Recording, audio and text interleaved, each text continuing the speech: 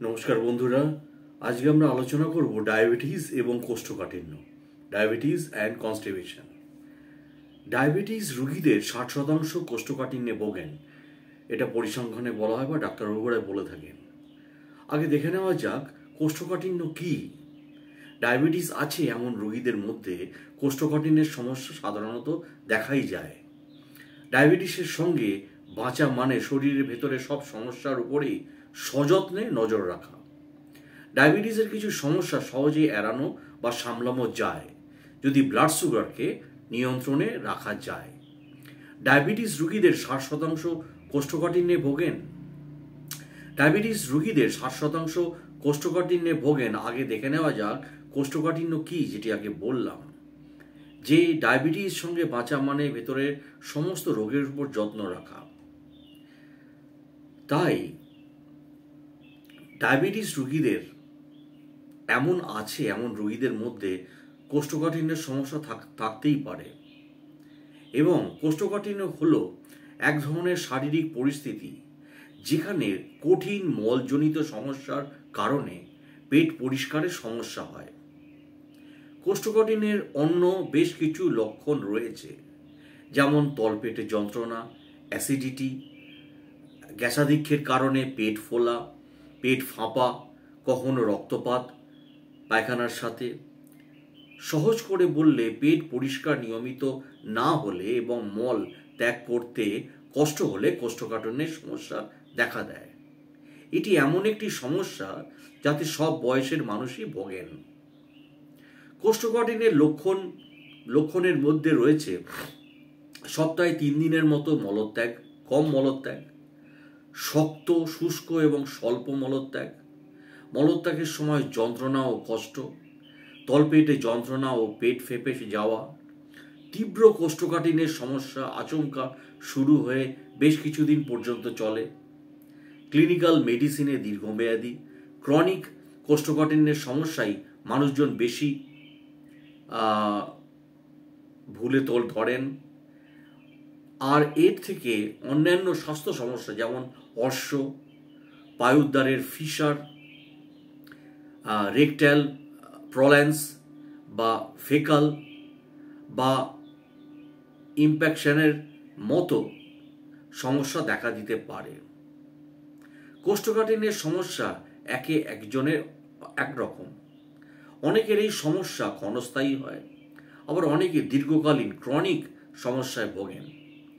যন্ত্রণা, অস্বস্তি ভোগ করতে হয়, জীবনযাপন কার্যত দুর্বিষহ হয়ে ওঠে। কোষ্ঠকাঠিন্যের সমস্যা নানা কারণে দেখা দিতে পারে। সমস্যা হতে পারে এক সময় এবং একাধিক।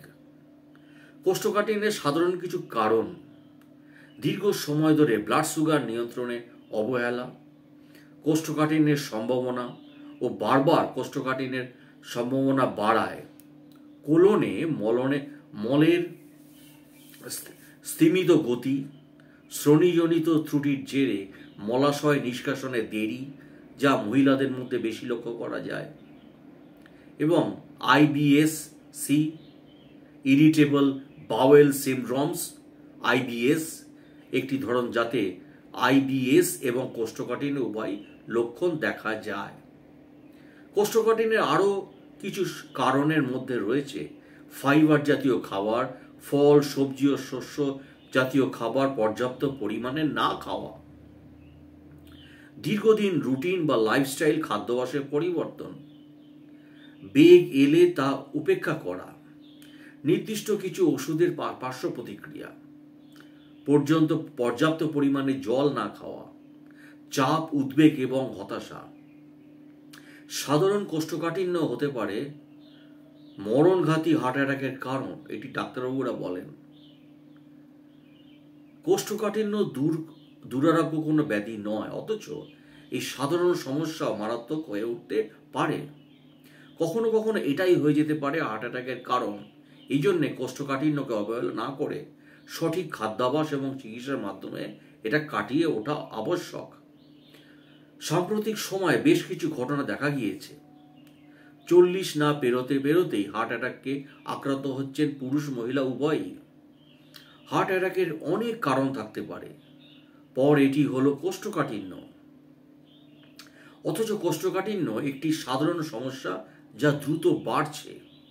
সাম্প্রতিক এক গবেষণা বলছে কোষ্ঠকাঠিন্যের সঙ্গে আছে হার্ট অ্যাটাকের বেগ বা যোগ।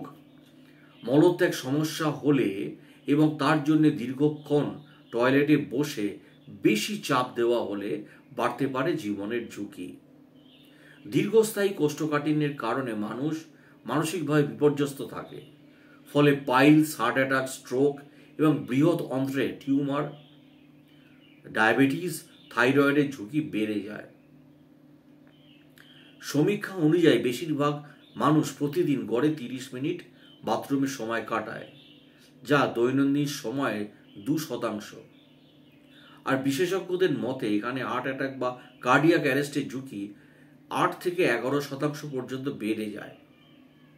কোষ্ঠকাঠিন্যের কারণে মলত্যাগের সময় চাপের কারণে বুকে ব্যথা হতে পারে, ফলে হার্ট অ্যাটাকের ঝুঁকি বাড়াতে পারে।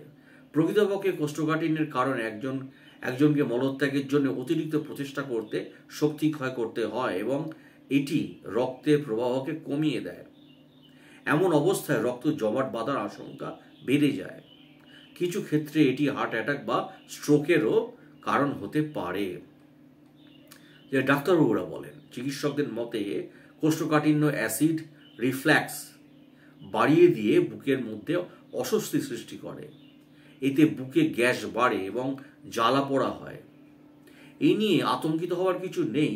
বুকে ব্যথার সঠিক কারণ খুঁজে বের করার জন্য আগে একজন চিকিৎসকের সঙ্গে যোগাযোগ করা উচিত। সবসময় ভিডিওতে বলে থাকি, কোষ্ঠকাঠিন্য নিয়ন্ত্রণের জন্য সময় মতো চিকিৎসার প্রয়োজন। মানসিক চাপ এবং শারীরিক পরিশ্রমের অভাবও কোষ্ঠকাঠিন্যের কারণ হতে পারে। মলত্যাগের করার সময় স্টেইন বা ব্যথা হলে একজন চিকিৎসকের সঙ্গে যোগাযোগ করতে হবে। দিনে 1 থেকে 2 বার মলত্যাগ স্বাভাবিক, তবে তা প্রতিদিন হলে বা মলত্যাগের সময় পেট পরিষ্কার হচ্ছে না এমন মনে হলে অবশ্যই চিকিৎসকের সঙ্গে যোগাযোগ করা উচিত।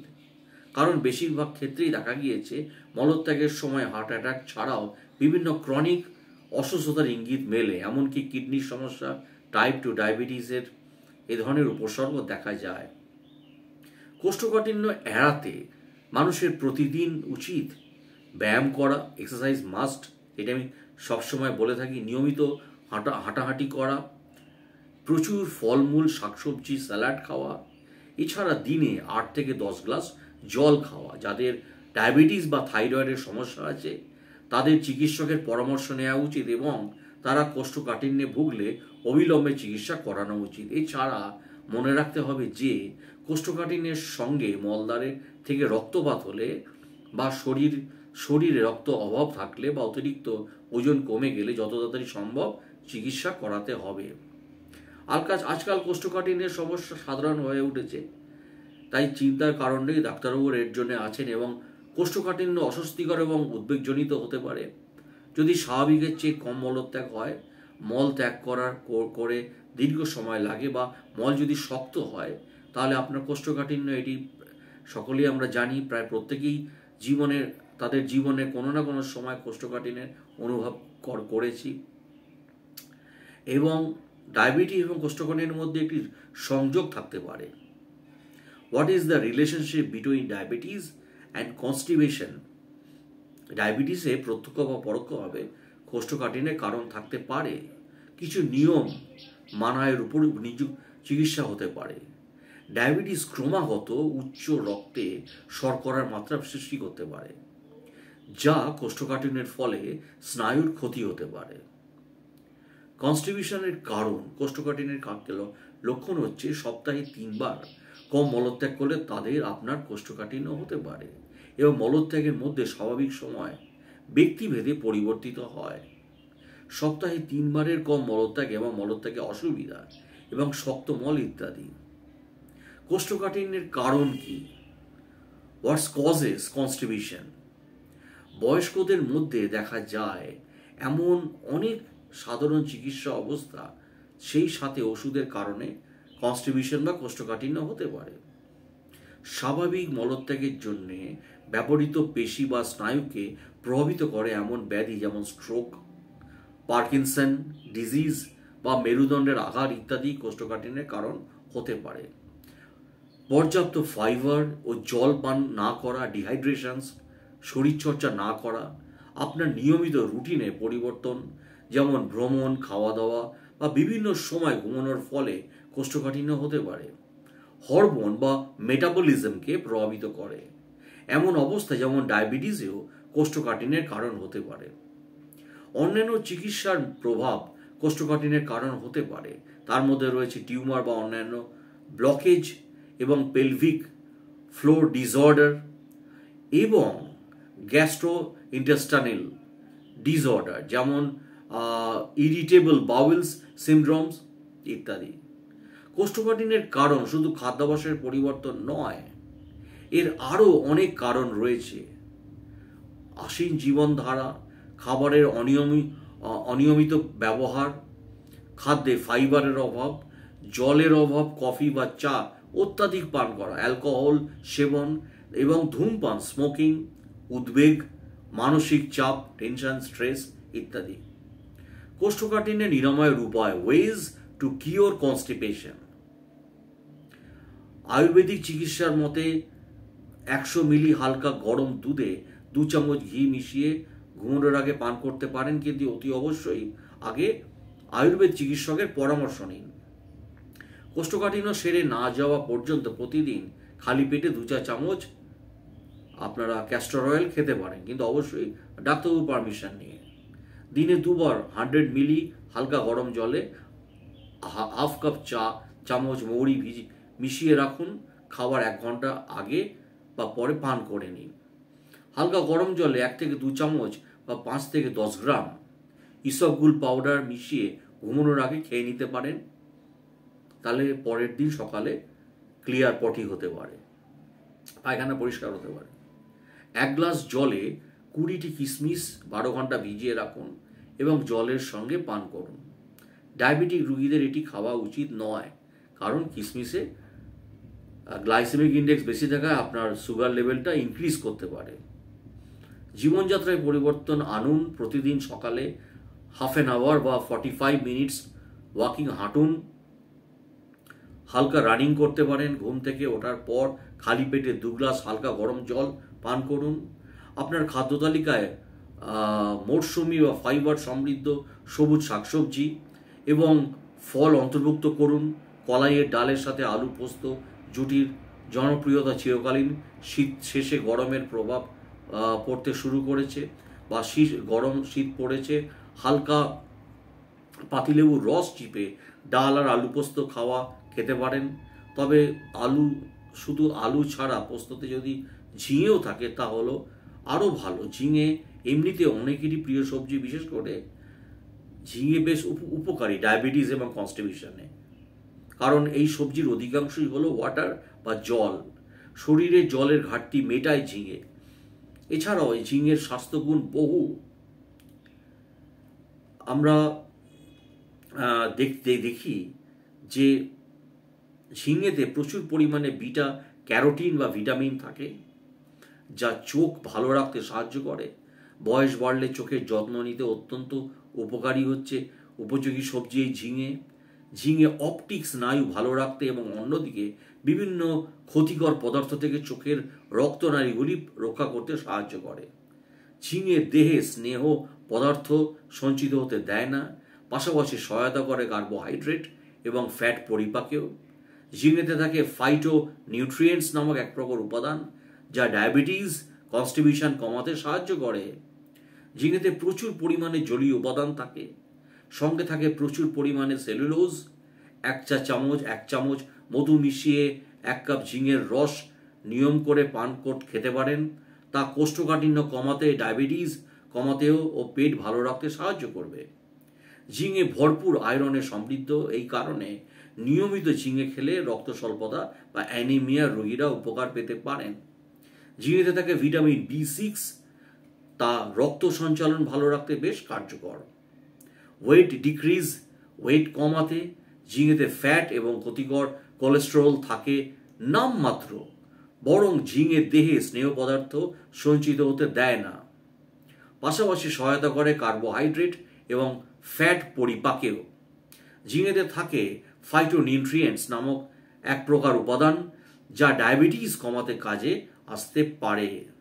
কোষ্ঠকাঠিন্য কমাতে ঝিঙেতে প্রচুর পরিমাণে জলীয় উপাদান থাকে, সঙ্গে থাকে প্রচুর পরিমাণে সেলুলোজ। 1 চামচ মধু সহযোগে 1 কাপ ঝিঙের রস নিয়ম করে পান করলে তা কোষ্ঠকাঠিন্য কমাতে ও পেট ভালো রাখতে সহায়তা করতে পারে। লিভারের স্বাস্থ্য রক্ষা করতে পারে। ঝিঙে বিষাক্ত বর্জ্য পদার্থ, অ্যালকোহল, অপাচ্য খাদ্যকণা থেকে শরীরকে রক্ষা করতে সাহায্য করে, ফলে ভালো থাকে লিভার এবং পিত্তরসের ক্ষরণ ভালো রাখতেও ঝিঙে জুড়ি মেলা ভার। এই কারণে জন্ডিস থেকে সেরে ওঠার সময় ঝিঙে খেতে বলা হয়। ঝিঙেতে প্রচুর পরিমাণে বিটা ক্যারোটিন এবং ভিটামিন এ থাকে, যা চোখ ভালো রাখতে সহায়তা করে। বিশেষত বেশি বয়সী মানুষদের ক্ষেত্রে ঝিঙের অত্যন্ত উপযোগী এবং ঝিঙে একদিকে অপটিক স্নায়ু ভালো রাখতে এবং অন্যদিকে বিভিন্ন ক্ষতিকর পদার্থ থেকে চোখের রক্তনালীকে রক্ষা করতে সহায়তা করে। রক্ত স্বল্পতা কমাতে সাহায্য করে ঝিঙে, আয়রনে সমৃদ্ধ।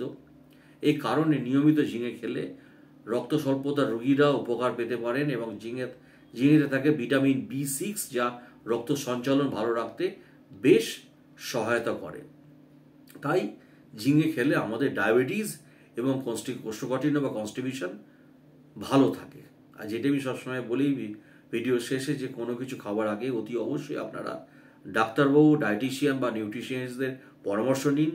তারাই আপনাদের সঠিক সিদ্ধান্ত দিতে পারবেন কিভাবে আপনাদের চলা উচিত। সুস্থ থাকুন, ভালো থাকুন। ভিডিওটি দেখার জন্য অসংখ্য ধন্যবাদ। যদি ভিডিওটি ভালো লেগে থাকে প্লিজ সাবস্ক্রাইব, শেয়ার করুন। Thank you.